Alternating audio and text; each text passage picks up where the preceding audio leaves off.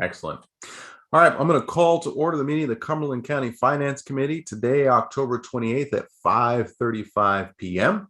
For anybody tuning in maybe for the first time, we'll of course go through introductions. So just your name and the community that you're serving in. I'll begin.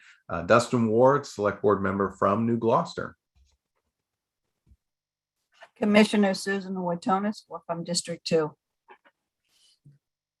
Paul Turag, Select Board Member from Bridgeton.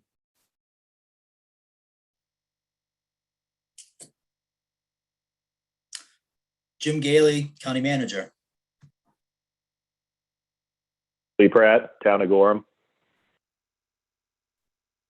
And I'm Jocelyn Layton, and I'm a city councilor in South Portland. And Bob, you were muted when you introduced yourself.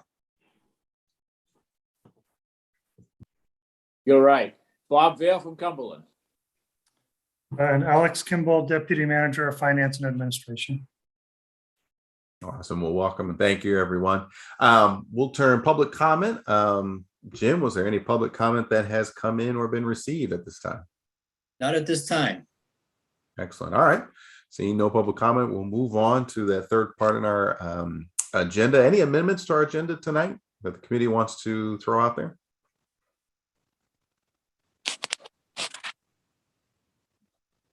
All good, Bob. All right. Seeing no amendments to the agenda, we'll keep it as is, and we'll do the approval of the minutes. Everybody get a chance to read the minutes from October 20th, our last meeting. Excellent. All right. I'll entertain a motion to accept the minutes from October 20th. So moved. All right. Jocelyn has moved. Do I have a second? Second. Lee seconded. Any discussion? All right, see no discussion. We'll take a roll call vote. Jocelyn, we can start with you. Yes. Paul? Yes. Lee? Yes. Bob? An abstention because I was absent. Thank you, appreciate it. And I am a yes as well. Motion will carry 4-0 to 1 abstention. All right. Next part of our agenda is just to continue our general discussion regarding the budget at this point. Just a couple of things I want to note, and then we'll sort of just open it up for a conversation. Maybe Jim and Alex, you can jump in as well. I just wanted to write down and note that from what I understand up to this point, we as a committee are either accepting or amending with majority vote the preliminary budget, and that is the budget the county managers and department county manager has presented to us at this time. That last column can be found. That's where we're sort of doing that third to last column. We can amend or vote for the gross department budget is what my understanding is. And so this is where Jim and Alex, you come in and sort of reorient what we're doing here. We can offer recommendations of how that budget can shift. But it has, my assumption is tonight's work is to discuss. We'll go over all of it, and then we'll sort of take a vote on what our final recommendation really is. But Jim, Alex, do you want to provide, just make sure we have the right context for what we're doing tonight after we've heard everything and kind of discussed thus far? I think you summarized it pretty well. I will just point out that there were a couple of questions posed at the last meeting when we had the department heads in. We did the best we could to spin the answers around to the board while in the week. And that was part of your packet that the minutes were in. It mostly had to do with the cross insurance arena. And so, Mr. Chairman, I think you really outlined it perfectly in terms of if the committee is moving towards a end result this meeting, the way you framed it is okay with us. So thank you. Yeah, no, thank you. So before we sort of tackle the details, I'll start with sort of a general open discussion from the committee. I know there was some questions. We had some information turned around, so I thank you both for providing that. Committee members, yeah, why don't we begin with any questions or discussions? Paul, kick us off. Yeah, just to follow up on the cross insurance arena and make sure I understand it. The management fee, we had a discussion and I thought the management fee was not included in the numbers that they presented. But when I see the numbers that they present and, when they broke out the indirect expenses, and there is a management fee in there. Are there two different management fees, or is that the total? That's the amount of money paid to, I'm going to say Spectra, but that might not be the correct name. Yes, you are correct, Paul. When the general manager said that it came out of, or it was the monthly cost was cut from the county side, that kind of, I had a question because I would have processed it. And so it does get processed internally through the Spectra over at this arena, and it gets sent up to headquarters. So it's all Okay, of the revenues coming in, and that's part of the expenses going out. okay, there's no other fee. On the bond repayments, the 2.8 million or some, 2.6 million, I guess. I took from your note and the fact that it was just refinanced and you said you're gonna save, I forget how many million over a 20-year period, that we could expect to pay 2.6 million every year for the next 20 years? Is that- Or is it a decreasing number? It'll remain flat for the next 5 to 6 years, and then it will start to gradually decline. I can always pass along the bond schedule. It's right out there. It basically ramped up for a bunch of years, the first few years. It's at a point where it is at a steady level, and it will start to decline towards the latter end of the bond cycle, but we're in a steady state with that for at least the next 6 to 7 years with that one. And where does that money come from, I guess? Because in the original note that you wrote, where you break it into the sections, like there's needs from taxes, whatever. And the needs from taxes seem to be to cover the operating deficit. Is there some other source of money for that 2.6 million other than taxes? No, it is ultimately taxes. I think that the good page to look at for that is page 22, which really takes both the losses and the bond payments and puts them together to really reflect that piece of the puzzle, the cross insurance arena piece of the puzzle. I think that's really where Okay. you're going. Okay, so it is that kind of a, I don't know, annual deficit, really. If someone were to look at it, the real annual deficit in terms of what needs to be paid is the operating deficit plus the debt payments. Yep, that's the money. And the one item that is fixed is the debt payments. We are constantly trying to reduce over a year's time that subsidy payment that we have to bake into the budget. The bond savings did save about $75,000 annually for the remainder of the bond. So, it was significant. It all came about because everyone was very panicked about this disease coming, around the world and in February of 2020. So we knew at the time, yikes, this must be bad because it has the whole bond market that panicked.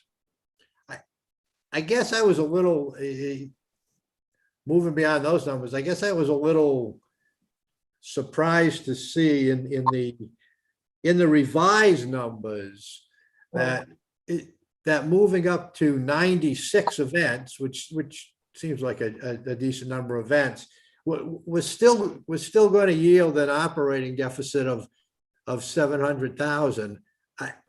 Is there and I understand it's a funny kind of enterprise, but is there any like long range projections that show what the expected future would be? Or again, I thought it would be more I thought the built-in operating deficit would be more responsive to adding additional events, and yet, you know, the events grew by quite a bit, and you know, extrapolating it forward, you would have to basically be operating, you know, almost every night with an event to get that operating deficit down to zero. Well, I'll jump in and I'll just, I think you gotta understand what the events are. We could have an event that ranges from a hockey game that has 900 people at it. That's not gonna bring in a lot of money. Or one like last Friday that had 4,500 people at it. You also, and an event could be just renting out one of the large conference rooms at the arena. Or maybe it's, I think Melanie talked about, I think it's the show Trolls. Trolls was going to use the arena for practicing before they do their national tour. Well, they might be in there 5 days practicing. And so those 5 days are 5 events. But they're not bringing in a lot of revenue because it's just them jumping around on a stage practicing. It's not like they have 3,000 people watching them. So, you know, I think defining the event is really the definition of how much money is going to be brought in. And it ranges from, you know, a few $100s for renting out a couple of conference rooms to a packed house rock concert, and everything in between. And so it's hard to really say, okay, one event's going to bring us $35,000 because that doesn't work out that way. The other thing Melanie had to plan for was distancing and smaller crowd sizes, which thus far is kind of looking like perhaps the reverse of that's going to happen, as crazy as that may sound, but it's awfully early.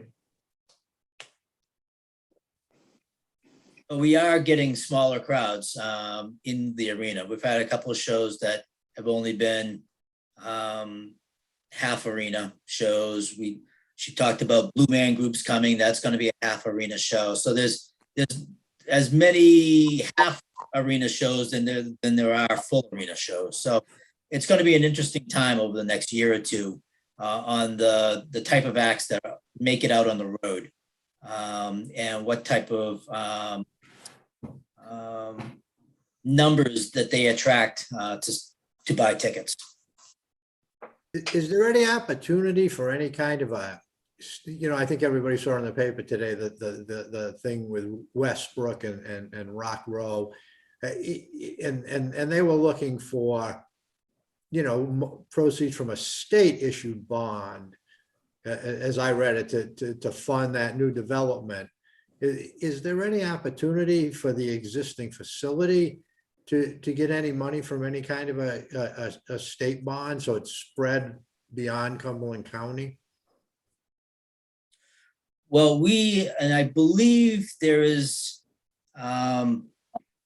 some work being done up at the State House around, I think it's a representative from Gorham that actually put the original bill in a year or two ago about bringing some state money down to the Portland area to support a conference center. And I have sat on past committees exploring conference centers down on the peninsula, down in the proximity of the Cross Insurance Arena. You know, all the studies show that the location of a conference center needs to be in the heart of the activity, and part of the activity in our region is within the Portland Peninsula. So, you know, it was a surprise to read that article today, and to see what they were proposing, and that they were going for a state bond. So, you know, I really don't know much more than what I read in that article, what their plans are, or what their luck will be up at the State House this coming session.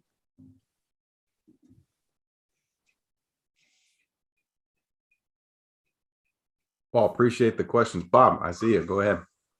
Yeah, I got to follow up with that. Two macro questions. I know municipalities are limited to the amount of indebtedness that they can carry for bonds. Is a county structured that way by limitations of bond percent of any percentage? I'll jump in. Yes, however, in the case of the Civic Center, across Insurance Arena, due to the fact that it was a referendum vote, anytime you do a referendum vote on bonding, it excludes that particular piece of the puzzle.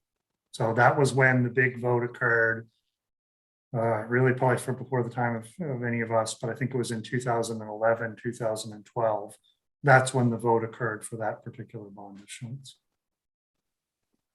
And then my second is really not a question, but a comment. I saw that article also in the paper, and I guess the challenge is to the commissioners to go to Augusta and voice concerns about revenue being hauled away from the Civic Center, and the taxpayers are going to be on the hook for a greater losing proposition or endeavor if somebody else is going to come into town and create a new and better facility. It's I guess long-term planning, that would be an area of concern for me.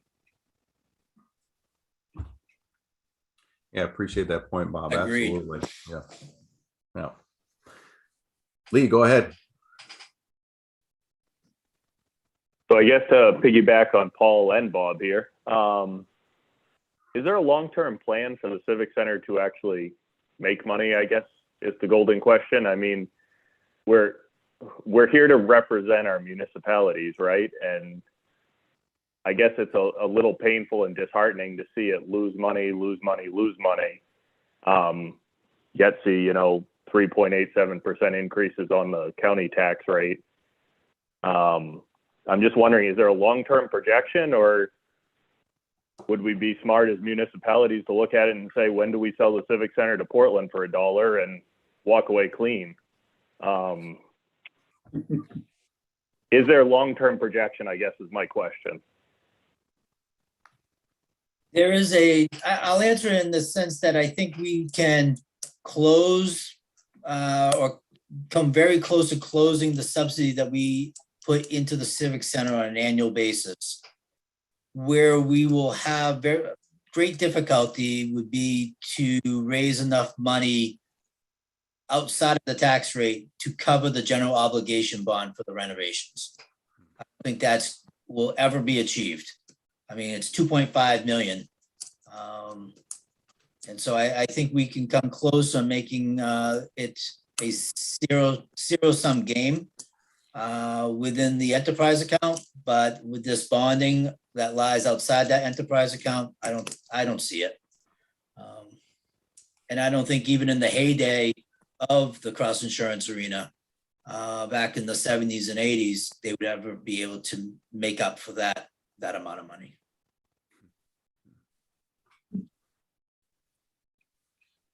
Appreciate that, Lee. Any other questions, committee members, on anything, any parts of the budget, any issues, anything that you have?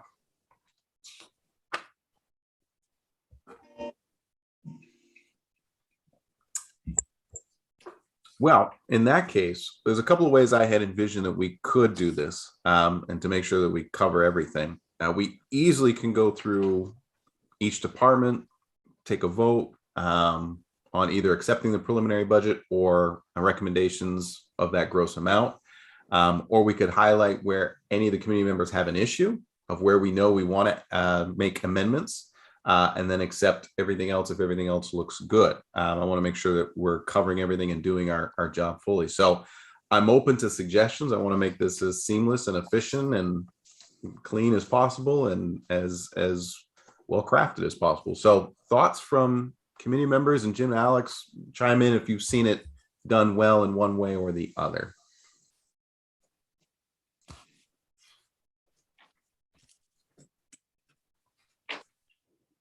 Yeah, Paul, go ahead. Yeah, I'm not sure we need to go through each and every cost center because or department, because I think in many cases, we're just going to say, yeah, move on. The budget as presented seems fine. So I mean, I think if there were particular budget areas where people wanted either to expand or cut back on, then it might save us the most time and be most efficient to just do it that way. Yep.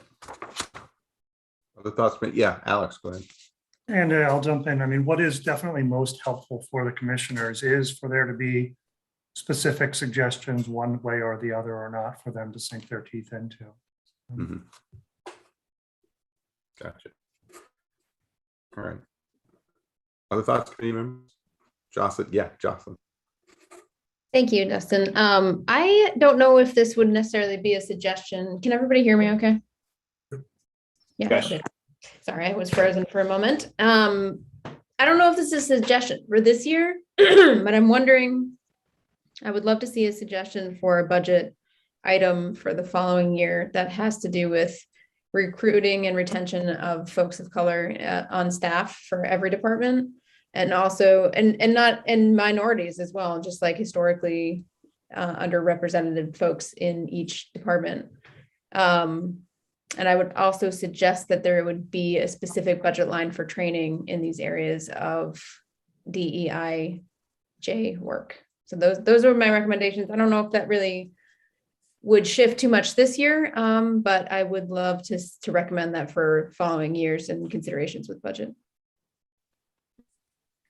Yeah, I know, John. I think the district attorney is sort of our model of being really exciting work that they're doing. So I would say, I would second that every budget should plan on maybe next year having that as part of what they present. So thank you, Jocelyn. Other suggestions or thoughts? Yeah, Paul, go ahead. I would think along those lines, a budget item for next year, but it seems like it might be the sense of the committee that the funds that are being expended in this coming budget be targeted as much as possible to those areas. So not a change to the total number in the budget, but just a point of emphasis for this year with a thought that next year it would be, more specific. Mm-hmm. And I would say to him, Paul, you sort of brought up a good point. I think we'll start to talk about recommendations. So we'll do that right now. Let's talk about recommendations for what this year and possibly next year can look like. And then if there's any significant shifts in the actual number, we can take a vote on that. If not, we can just do one vote and accept what's there. So I have that in the back of my mind. So Paul, I appreciate that. Bob, go ahead. I saw that you wanted to jump in here. I'm late to the game, and my value on this committee is really not great. But I am going to see it out for the long term until I get booted out of town, out of office. So next year, I think I'll have more engagement. But I guess I'll just offer two perspectives. The town of Cumberland, when we saw the pandemic coming, we didn't know what was going to happen, and so we said to ourselves, we're going to freeze our budget, and we're going to freeze it at last year's rates, which basically was $1 million freeze. And we asked all our employees to take a freeze, pay freeze. We took a hiring freeze, and at the end of the day, it was beneficial because one, our revenues were up, our federal subsidy, state subsidy, all those numbers came in higher than projected. So it put us in a good position for this year and of course we're playing catch up with some paving issues and things like that. But so I guess the thing that I would like to see the commissioners or the management think about is a 3-year budget, a projection to say, okay, this is the budget for this year. We're looking out, and we can say that based on a certain degree of assumptions, we project a 3% raise for the next year, a 2% following year, or something like that. And I think it's helpful to align ourselves with a um, you know, one, make some long-term planning, you know, and two, resign yourselves to the fact that we're going to hold the line as much as possible in other areas. And to Jocelyn's comment there, you know, those are all admirable goals.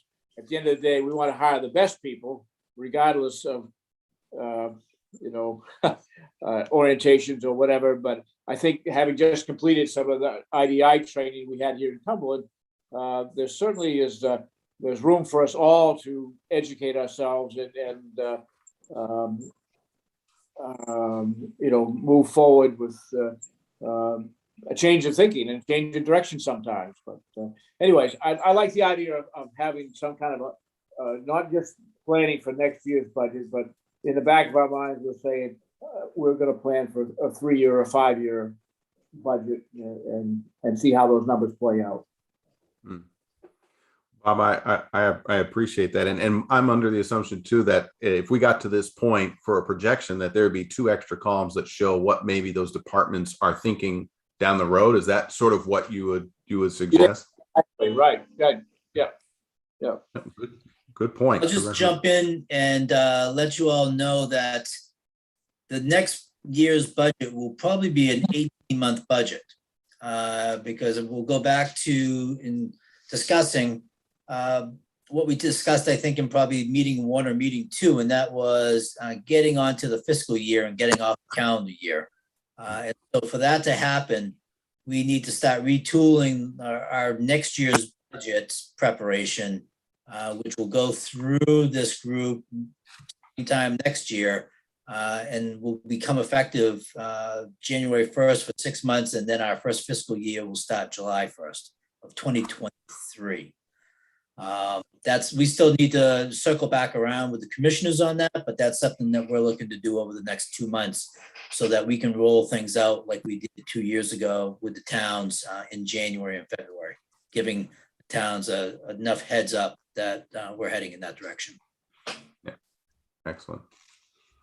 Any other thoughts from committee members? Lee, did I see your hand or am I? Yes, Lee, go ahead.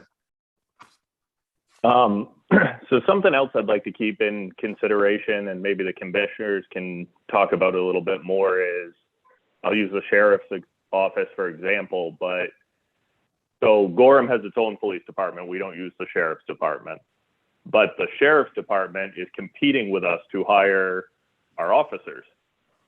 So really at the end of the day, we're giving increases to the sheriff's department, then I have to increase my municipal budget. So I'm basically taxing my citizens twice for the same service at the end of the day. And really, it's just going to be a compounding factor over however long we keep doing this. So I think it's something for us to look at between communications, between communities maybe, of trying to set up a standard industry pay. And maybe it won't work, but I think it's something we need to look at as part of this committee, because it's just going to keep compounding at this point. Is you're going to be looking for 4% from, you know, the taxpayers of Gorham, and we're going to be adding 4% to our salaries, basically, of our officers, and then the next year we're going to have to do the same thing all over again. So I think it's a conversation that needs to be had at this point, because it's basically double taxation is what's happening at this point. So again, I'm not going to say I want to cut anything off the sheriff's budget, but again, it's a conversation that needs to be had over time here. So thank you. No, Lee, I appreciate that. And Jim and Alex, you can jump in as well. And I do understand that as we get into next year, it's going to be ever more present. I'm already seeing CPI numbers, cost of living, inflation. Our budgets may actually get a little bit larger because we want to keep up and make sure people are paid respectable wages. So Lee, I completely resonate with what you're saying. And it can only compound from here given where we're at currently. So, but Jim and Alex, I'm more than happy to sort of hear thoughts on that. Don't have to respond, but Wants to go first. You seem eager, Alex. Go for it. I think you're really hitting the nail right on the head of a larger issue that we've got going. And I think it's something Jim and I spoke about at the beginning. Yeah, we're seeing it clear as day. Communities and the county are all competing against each other for the same diminishing pot of employees. It is a huge problem we are having. And the more we can have managers, HR directors, and committees working together to do their very best to establish set rates, but also work together to share these people, because we can talk about those set rates of pay, but we're still going to run into the same problem of a talent pool that isn't big enough for our individual needs. And that's our core problem here, is this lack of enough employees to go around. So we're gonna need to find some way to manage that problem. This started with us with programs like assessing, where we were seeing that as one of the tip of the iceberg, but now it's gone all over the place. Department after department is having this issue. I will add as well. Oh, sorry, Paul. I'll just add, because Lee brought up sheriff really quick. I did note as well that one of the big things that the Officer Joyce wanted, or Chief Joyce wanted, was sorry, I'm losing my train of thought. The package, when he described that package for the taser gun and everything else, I noted that there's already the $250,000 possible grant that's gone out. Senator Collins put that out. I would continue to work with the sheriffs, because I do think that'll come around. I don't think it should be here, because I think you're right. It's going to cost an exorbitant amount to implement that, especially after he sort of presented. So I want to just implore both commissioners and what you had presented to us. I think you made the right call. I don't think 30,000 is enough to do what really needs to be done there. But Lee brought up the sheriff's office, so I wanted to make that point before I forgot.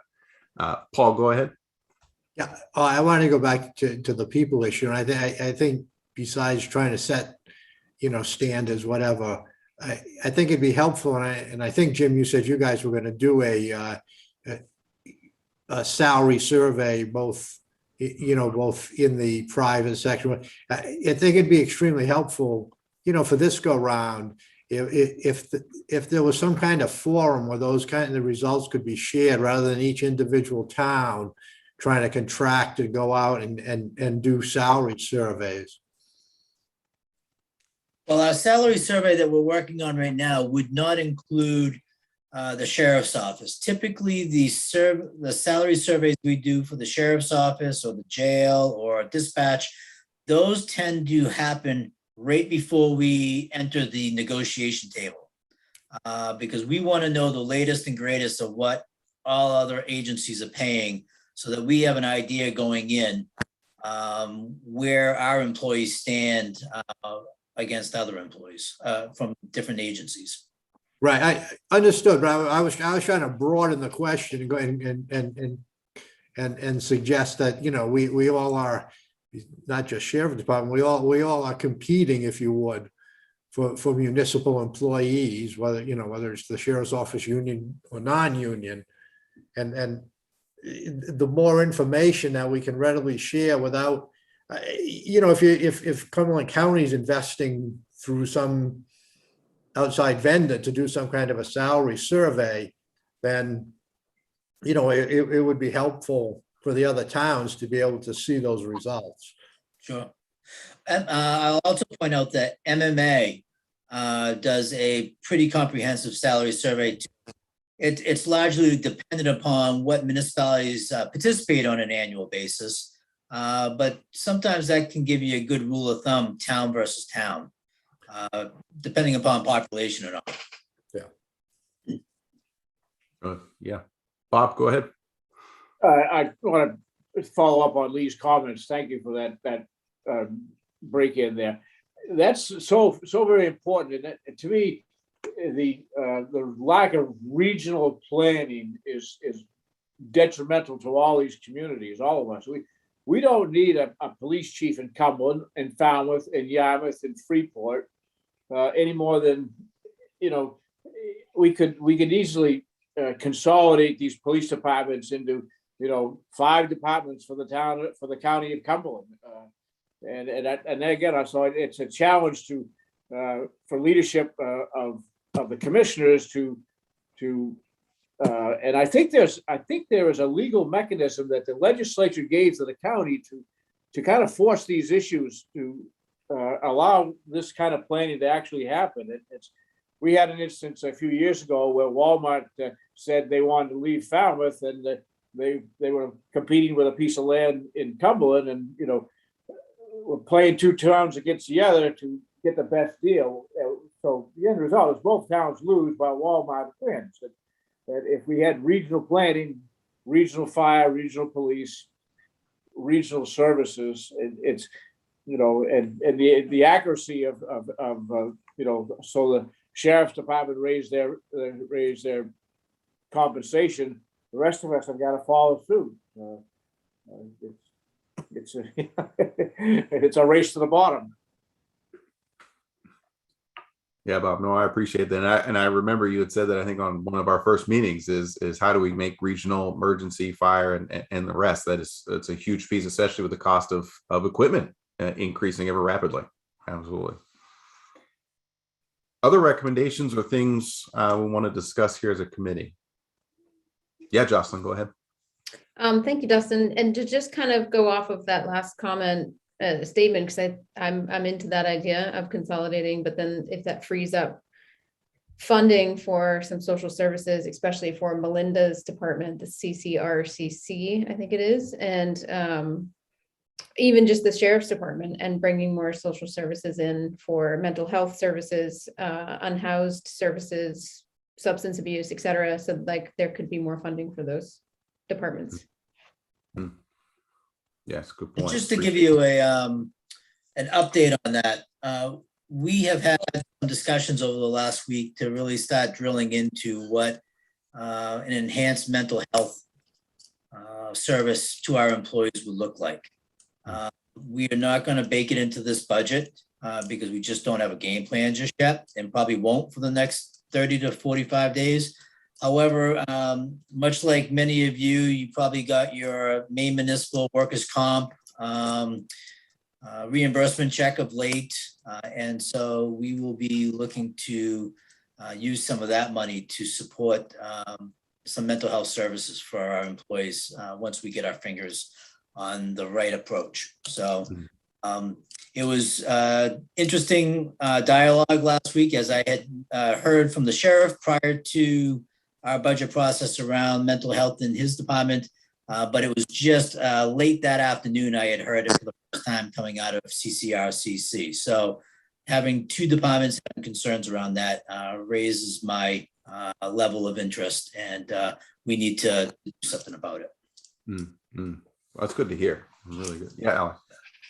I just wanted to respond to something Jocelyn said too. One of the things that's been really interesting and particularly frustrating about the past 18 months, and to be honest, it had already started to be a source of frustration before the pandemic hit, is with regard to substance use issues, in particular, any kind of substance use that comes into the sheriff's office or into our jail system.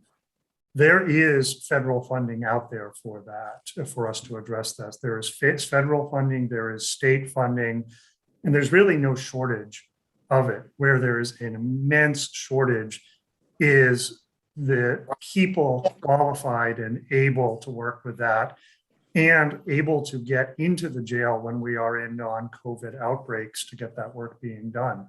So there is this willingness and this desire to get going on there. And that lack of the staffing and that lack of ability to physically get into the jail because it's locked down has just been going on forever. I'm the overseer for some of these grants, and it's been very frustrating for us to have that ready to go and not be able to pull the trigger. And we're just waiting for that day where we can start getting those programs up and running properly. There's this basic concept called induction, which is greeting any new inmate when they get into the jail to be able to start down that program of medically assisted treatment. That it's not lack of funding that's causing us to not get there. It's staffing and pandemic. So we are Alex, desperate to get going there. Yeah, can I ask, in terms of staffing, is it because you don't have enough people who are qualified to step into that, or you just can't find, even if they are qualified, there's just not enough in that pool? So is it a question of standards that can't be met by some individuals, or you've got just not enough people who have met the standard but aren't able, you're spread too thin with the number of people you may have? We can't find people to fill the positions. Yeah, Justin. Thank you, Dustin. I guess that goes right to the point that I made earlier, is like putting some money, some funds towards recruiting and retention, or not even retention necessarily in this context, but recruiting. Because I think there are a lot of people who have like lived experience too, that are wanting to come to the table. They might not be here, they may not know you're looking, but when you put that bit of funding into the recruiting aspect of it, that might help. I don't know, because I hear you, and it is frustrating because you have these resources and it's tragic to see them not being put to use. So yeah, I really hear that. Thanks for sharing that. Mm-hmm. Well, we're fortunate enough that we have allocated some of our opera funds into hiring on a recruiter. We are down over 75 positions countywide right now. And so I think this individual starts middle of November. And we're hoping for some great things from her once she hits the ground. Any other recommendations, questions, comments? Jim and Alex, well, I hope that was helpful. I hope that's provided some guidance and direction for you folks. Absolutely. Yeah. Committee members, is there anything that you want to amend in any of the budgets, add, subtract, or are we pretty much in agreement that what we see is good for the budget that we have before us? Yeah, Paul. I guess if there was one place, and I hate to focus too much energy on the cross insurance arena, but if there's one place that we could take a step, in my mind, to at least send a message that things need to improve, would be to cut, I don't know, reduce the operating deficit to 600,000 from 700,000. But you know, some kind of reasonable effort that would make sense in light of whatever 2.3 million of expenses, even though I know a big chunk of those are not really completely controllable expenses. So it's a little unfair to say, well, all you gotta do is cut 5% of your expenses, because a lot of the expenses are not really controllable. But and again, whether it's 100,000 or 50,000, I would just like, I just put that out there to see if we want to send that kind of a message or not. No, Paul, I appreciate that. Other folks' thoughts on that? What and Paul, what would that message sort of look like? I'm just curious, kind of what, just sort of verbally saying that, or in terms of how would we send that message? Well, I would say we recommend that they cut their budget by, and again, I'll go with 50,000. It's not so much important what the exact figure is in my mind, but just to recognize and say that, you know, something has to be done, and here's a recommendation, and again, particularly if we're neither cutting or expanding other budgets, it kind of will definitely get across the idea that it you know, stands out. Mm-hmm. Mm-hmm. Gotcha. Committee members, any other comments on that, on sort of that recommendation? Again, Jim, Alex, and Paul, you're talking about the cross insurance arena, correct? Is what yeah. Since that's an enterprise account, this committee can't really do much with it. It's sort of an in and out sort of thing. We're sort of just recommending what maybe you can pass along as a message. Is that sort of, where's our leeway or our jurisdiction over any part of that? We can definitely pass it on as a message. I will point out, though, that I think the first budget you saw from the cross insurance arena was up in the $900,000 range for a deficit. The one we provided you, which is the September financial reports and the forecasting associated with that, is now down to 714. And I know for a fact within the last 3 days, I have worked with Melanie on an additional 3 events to take place between February and June of next year. So that 714 has even ratcheted down even more once we get the October forecast next month. So as Melanie continues to have somewhat of a window to attract acts into the arena for the first 6 months of 2022, that's going to erode that deficit more and more. And then if the hockey team picks it up and they make the playoffs and we have another 5, 6, 8 games in there, that's all gravy. That's another events, 5 events, whatever you want to call it. And that's going to erode that 714. So, we can say, yeah, Melanie, go find yourself some more money here, get some events in here to reduce this by $100,000. I'm just passing on. Just know that she works day in and day out to bring acts and events into that building so she can reduce that line, because professionally as the general manager, she doesn't like that line either. So the last thing she wants to do is, it's not a badge of honor to run an arena that has a $700,000 deficit to it.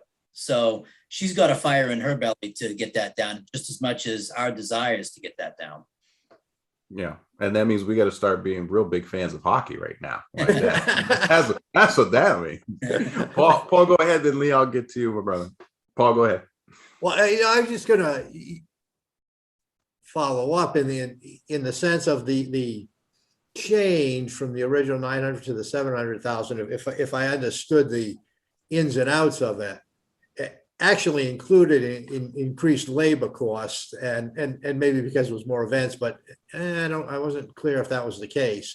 So I mean, I'm trying to look at this in a budget expense control sense and say that the return on those expenses is not where it should be. And I understand the idea that if there's more events, things will be better.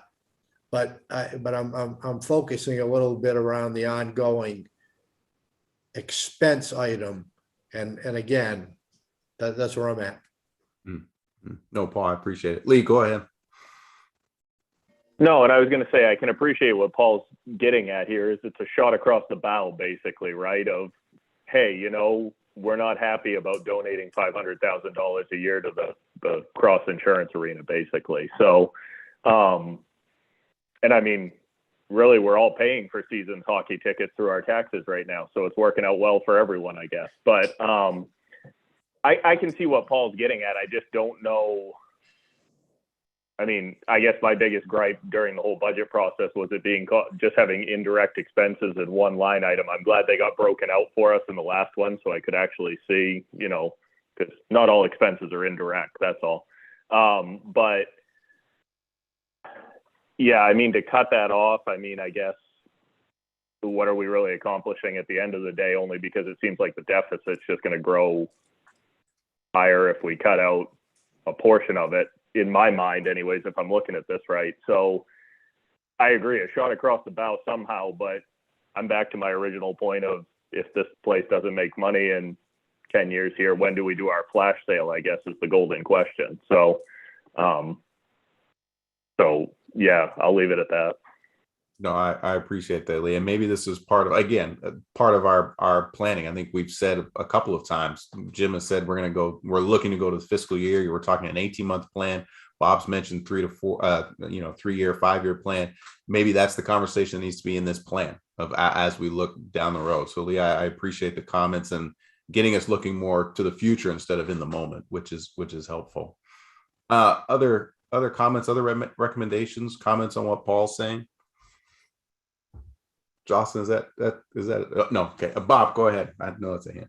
I like Paul's take on that to send a message. I recall a school board budget hearing some years ago, and the guy who was town council at the time, who wasn't a school board, he said, let's send a message. Let's cut the budget by $50,000. And it got tossed around the room for a while, but it didn't pass. But the message was clear. You're spending too much money. And that's I struggle with that with municipal and school budgets, but I guess that to Lee's point, you know, let's send the message, not necessarily cutting the budget by $50,000, but if nothing else, our message to the commissioners in the room tonight is turn this around or get rid of it. Let's have a plan. Is it a 5-year plan, a 10-year plan? Can you turn this around? And if you can't, then what's the ramifications to the county at large by not having a civic center? You know, we all like to go watch the kids play basketball for the championship games, but I think that's a lot of money for paying for one game every so often years. Yeah, Bob, I appreciate that. And I'm all for that message too. Let's have a game plan and let's have the tough conversation. I think that's the hard part, is that a year that has had COVID that's now spanned much longer than I'm sure Melanie expected, as she was stating. And in a world where, you know, the renovation costs are also increasing every year, means we got to have a tough conversation and have a plan. And we've seen other businesses have to have those tough conversations. Maybe that we plan that in the coming couple of years. So I want to echo what the committee's sort of saying, as yeah, that needs to, now we need to sort of look in the mirror a little bit. But I appreciate that, Bob. Other comments, other recommendations? Yeah, Jocelyn. Thank you, Dustin. I would like to recommend, and I guess if I'm not clear on how much I think it was the body cams and the taser package or whatever, I'm not really sure how much that was, but I would recommend that the sheriff's department work that into the budget somehow, so that does become a for sure thing. Because my understanding from last meeting was that it wasn't for sure. They're still waiting for a grant, and maybe it's too much to work into the budget. Maybe it is needed to wait for the grant. But if they can, I don't know, take away a little bit from like the traveling expenses that I see on here, or work it into the vehicle line, because that's a big budget line anyway. And if there's any way to work that into that budget line, I would recommend that. Yeah, appreciate it, Jocelyn. Jim, Alex, you want to comment on that? And again, I don't know if either of you saw that a grant letter had been sent by Senator Collins for that $250,000. I was sort of with Jocelyn too after the conversation with the sheriff's department, and I thought, well, it would be nice to get those in there. Again, it is a costly expense, but seeing that there might be a grant on the way, I don't know if you two have any updates or information or things you want to add to it. I will just add that we really haven't come down to or I shouldn't say we. The commissioners have not come down to a decision on which way they want to go.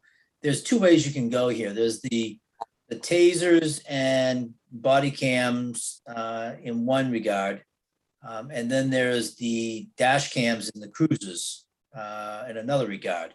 The $250,000 includes both, everything, the whole enchilada. It's about $110,000 a year for body cameras and tasers. That is a net cost. Once you start netting out what it would cost towns who contract through the sheriff's office to buy their own for their offices. So it's about $110,000. We really haven't heard, and we haven't really made any strides on budgeting it this year, with that request through Senator Collins' office still out there. I know that just this week we received our denial letter from Senator King's office for our radio system upgrade at our dispatch facility that we put through King's office. So Congress is working on these items. Timetable to hear from Collins's office, maybe sooner than later, we don't know, which would give the commissioners an opportunity to have further dialogue and understanding on what way they want to go. Gotcha. Just caution that $250,000 added to this budget would increase this budget by another percent,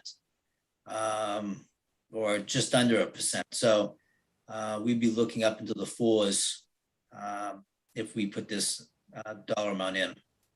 And Jim, that also wouldn't include, my understanding too, was you can also upgrade body cameras in the whole package, but there was also a request for an additional person to handle any FOIA requests, which would also increase, given that now you would have body camera footage. And that was another, I'd have to look back again, but that was another significant piece to that as well. That was a half-year salary starting July 1st, and I believe, and correct me if I'm wrong, Alex, I think it was $41,000. That's salary and benefits for a half year. And I will say that that person would be the second freedom of access person that the sheriff's office has. It seemed like last dialogue, it was almost relayed on to the committee that this would be the one person. This would actually be number two. And they feel as though they need a second person just dealing with FOIA requests because of the body cameras. Gotcha. No, thank you for that clarification there. Because I did come away thinking it was only one person, but that's helpful. So Jocelyn, I want to go back to you for a second. Are you looking to possibly have us talk about or add that money back in, or you're just sort of setting a recommendation that that conversation should continue? Yeah, thank you, Dustin. I think I'm not wanting to put that money in because I don't want to see the percentage go up for taxpayers, but I would really like to recommend that those body cams, as much as I did take from the sheriff that he may not think they're useful, I think they're really important to have. Yeah, it may not be from line of your eyes, but you're still getting the full picture. So I think that's really important for accountability with our police departments and making sure everything is just, the way that professional and the way it should be. So I would really recommend that those get purchased sooner than later. Yeah, no, I would second that as well. Bob, go ahead. I agree with Joel there about, having this equipment. I think it's important, and it may not happen this budget cycle, but some of the things that kind of come off the page at me is program review. And so, again, new to the game, don't have a lot of knowledge, but just a quick look here. Dive team, honor guard, VIPs, and explorers. And then the K9 unit. And so those, in some level, those are repetitions of services that other departments have. And again, do we need to fund the explorers? That's kind of a branch of the Boy Scouts. But do we need the VIPs for $2,500? Do we need an honor guard? Do we need a dive team? The Portland Fire Department's got a dive team, and the Marine Patrol has a dive team. The forest,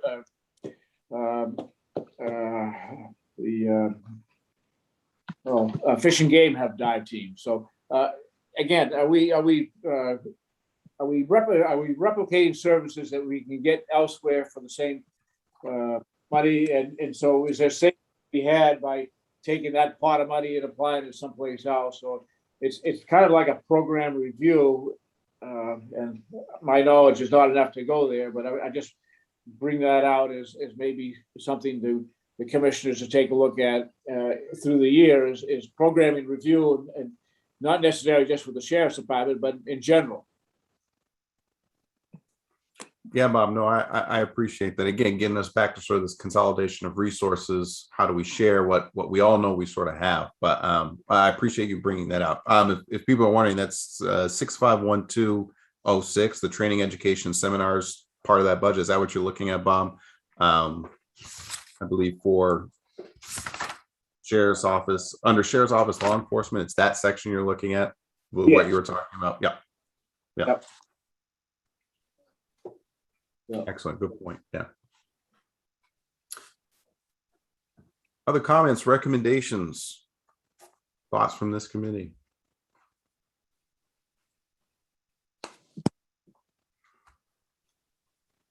All right. So I'll go back to my original thought process, and it sounds like If we're not amending anything, if we're not adding or subtracting from anything, it sounds like we're pretty confident in the preliminary budget that has been presented to us. Am I gathering that, with all these recommendations we're sort of putting out, in terms of what we have physically, we're pretty confident in what's been presented. Is that sort of what I'm getting?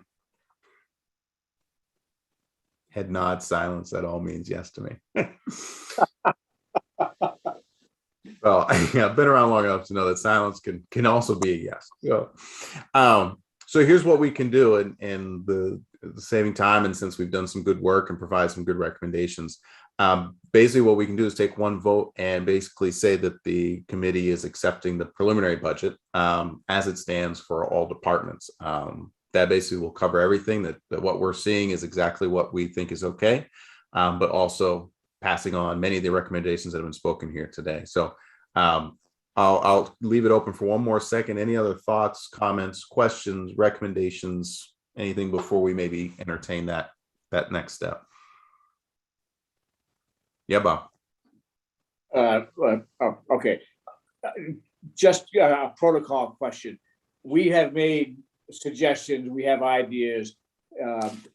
Does it die here, or do the commissioners or the manager, somebody saying, okay, these are some good ideas, where do they go? And do we wait till next year to say, what did you do? Or is there opportunity for us to, through the course of the year, assuming we're all still employed, how do we know we're being heard? Well, I'll jump in and I will let you know that I have written down every single comment that I've heard over the last X number of minutes from each of you. We also will review the tape over the next couple of days and refine that if I have missed anything or I need clarification. Those bullets will all be put into a memo to the county commissioners. That memo will talk about the kind of define who was on the finance committee, how many times you met, what you did for work over those meetings. And then the last meeting came up with a number of recommendations or directions for the staff and the commissioners to explore over the next year in preparation of the 23 budget. And I'll bullet those right out so that the commissioners can understand the dialogue and the wishes of the finance committee. And then at the end of the memo, I put that the committee moves a motion and then the vote. And then that's what, nothing's gonna die here. This has not been a waste of your time. This has been great and very valuable. And I thank you all for the great comments and really diving in. You guys really did your homework and had some really good comments and questions along the way. So by all means, we're going to take this to heart, and it's not going to die, nor will it collect dust. We will dig it back out when we start preparing our budget next year. And just to follow up, so even that memo, so then when next year comes around, you get another committee, all of that information could be pulled. So if a new committee wanted to go back and say, okay, what did they talk about last year? We could pull that information as well, correct? That's all, yeah, it's all public information. Paul, go ahead. I would say from having joined this committee, it's a lot of material and it was a very, very compressed time frame. I'm not sure if the possibility exists for you to form the new committee, keep whatever committee members are here and do like a half-year update to say, this is what you approved. Here's where we stand now. And maybe that would give people a little longer time frame to think about things. We can explore that. That's an idea. Really, it is a very compressed time, and it's a compressed time because it's per state statute on really when we need to start this finance committee, when we need to end the finance committee, and so it's really we kind of fall within that tight timeline, And, it all starts right after Labor Day and it all ends right before Thanksgiving. So it's, we do have that opportunity to bleed into a couple more weeks, but, I think you've done 4 meetings in 5 weeks. So you've really pushed the gas pedal on your work here. Yeah, and I guess just to be clear, what I'm suggesting is that without preparing the following year's budget, if there was a meeting in July to discuss where it turned out we were versus the budget that had been approved, that might give a little bit of a starting point when the crunch time came, which I understand is a compressed time frame, to actually look ahead and consider the next budget. Understood. Yeah. So actually, Paul, I appreciate you saying that. It sort of gives me just a clarification question. So state statute, I know, compresses the time frame. You formed this committee. Is this committee in its standing structure until you form the next one, which starts next Labor Day next year?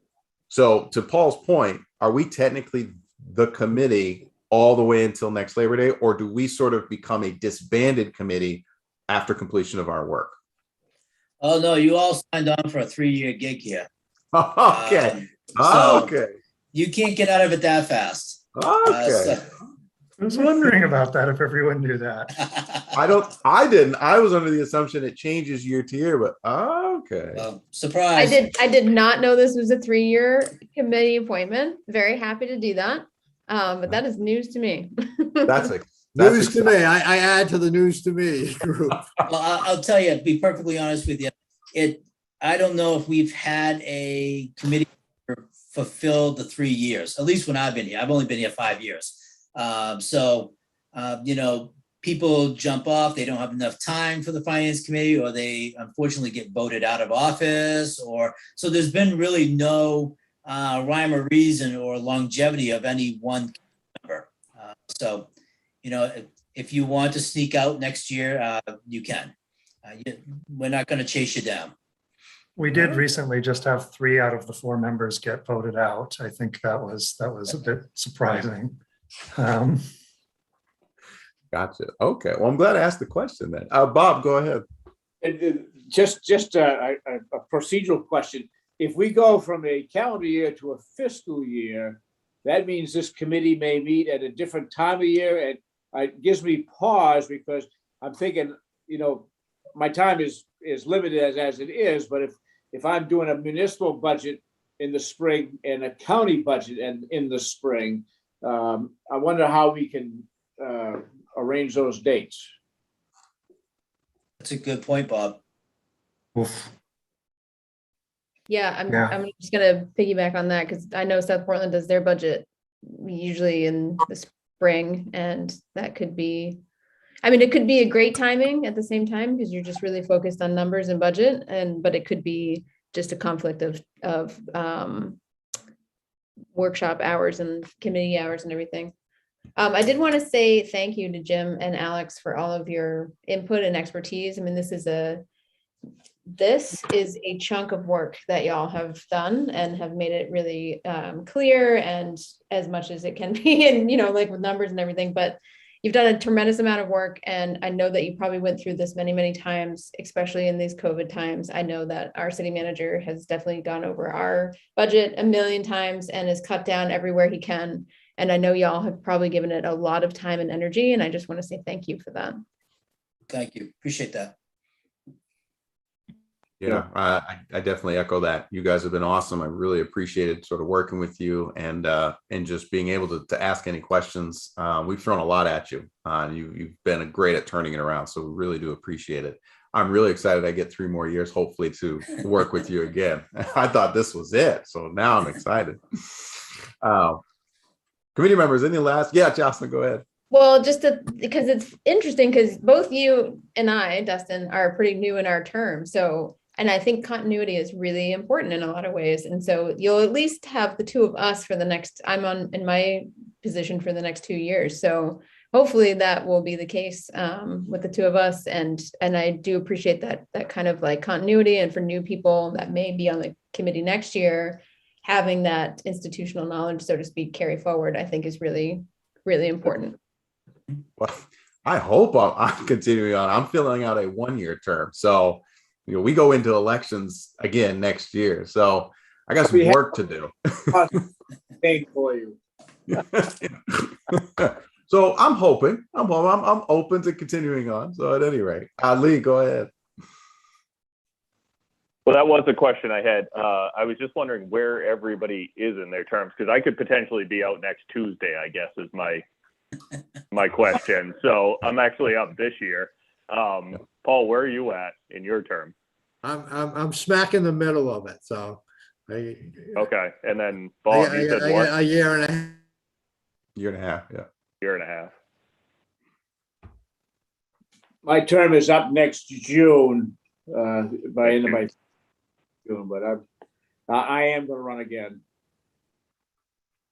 Yes. Okay, perfect. Yeah, I was just wondering if I'm going to see other faces, if I get elected again or not. So that was really my question. So, and then just for a clarity question, I don't know, I like transparency, right? We are voting 100% on the adjusted manager's recommendation for this budget, correct? Is what we are 100% voting on as a committee here. That is sort of what I'm taking away, is that what we're voting on, and because we're not hearing any amendments, any things that we want to change, what we're voting on is and we'll say this in the motion as well, but I'm telling you, the 2022 preliminary budget that was presented by the county managers currently, and that's that middle line, the third to last column, and every one of these department budgets has a 2022 prelim. That preliminary is the one that Jim and Alex, you have worked on, and you are presenting after you've gone back to all the departments and worked out the numbers. So that's what we're voting on, is that specific one. And if there's any amendments or changes that we want to make, it would be to that gross number for those budgets. That's why I keep asking. If there's none, we can vote for the whole thing, one vote, and basically, continue on and get ready for our re-elections and all that other stuff. But if there's specifics, this would be the time to talk about that and vote on that and what have you. And just to be clear, like, once you folks get through that then becomes the finance committee budget, which is then passed on to the commissioners. Yes. Yeah. No, thank you, Alex. So again, when you're looking at that budget, that's that next column next to preliminary. All those numbers would basically be transposed there. That gets passed on. So, Lee, does that answer your question? That make sense? Yeah. Cool. Any last thoughts, comments, anything at all? I know we want to linger and hang out more. I get it, but I think we've done such good work. We should reward ourselves with a couple more motions and say goodnight. So I will entertain a motion then to accept the 2022 preliminary budget that has been presented to us in its full form. So moved. I got a move from Lee. Do I hear a second? Bob is second. Any discussions? Seeing no discussions, we'll take a roll call vote. Jocelyn, we'll start with you. Yes. Paul? Yes. Lee? Yes. Bob? Yes. And I am a yes as well. Motion carries 5-0 to accept the full preliminary budget for 2022. Give yourselves a pat on the back. You've made it. You've done it. You're not done yet because we got to get up out of here. But again, let me just resonate, and we'll say it again. Thank you to everybody. Thank you, committee members. Just thank you for your hard work, for being diligent, being open-minded and ready to work through this. It's been an honor to sort of serve in this capacity. I look forward to more service. And Jim and Alex as well. Thank you so much for all that you've done. Any last things that folks want to say? Jocelyn, go ahead. Yes, thank you, Dustin. I just want to say you did a tremendous job chairing, and thank you very much for taking on that position. And I'm wondering when when will the county commissioners vote on this budget, and that's obviously a public meeting? Mhm. Yes, the county commissioners typically will workshop the budget, understand the direction of the finance committee, That happens sometimes it happens before Thanksgiving, sometimes it happens after Thanksgiving. And then the budget usually gets teed up for the first meeting of the commissioners in December, which happens the second Monday of the month. Second Monday. Uh, Are those Yeah, Bob. broadcast? They are, if we meet in person, they are taped and there's no live viewing. All the public access channels run it after the fact. If we meet over Zoom, that is public and the public can watch. Great. That'll occur December 13th this year. December 13th. Great. Thank you for that. And again, Dustin, thank you for doing a great job. Been an honor. Thank you. Appreciate it. All right. So then I'll take a motion to adjourn. I move to adjourn. I see a movement and second by Jocelyn. We'll take a roll call vote, probably last roll call vote of the year. Lee, we'll start with you. Yes. Paul, Yes. Jocelyn, Yes. Bob. And I'm a yes as well. Meeting is adjourned. Thank you all. Go get some dinner, go relax, go rest, go celebrate that you've done great work. And I look forward to seeing you all